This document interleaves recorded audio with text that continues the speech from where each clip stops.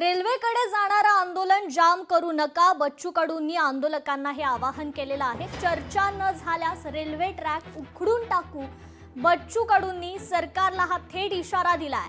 अगदी काही वेळातच आता राज्यमंत्री आशिष जयस्वाल आंदोलनस्थळी भेट देण्यासाठी येणार आहेत।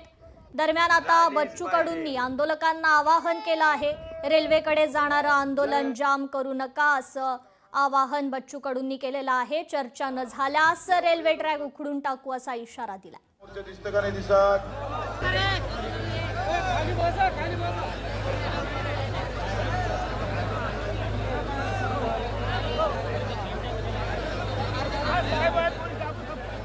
आता बावनकुळे इथे नाही आहे, आशिष जयस्वाल इथे आहे, ते इथे येऊन काय म्हणतात ते पाहू। पुन्हा आपण त्याच्यानंतर तुमच्याशी चर्चा करू। तुम्हाला चर्चा केल्याशिवाय, तुमच्यासोबत चर्चा केल्याशिवाय काही होणार नाही।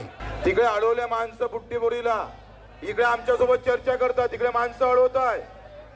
ही नालायकी आम्ही खपून घेणार नाही।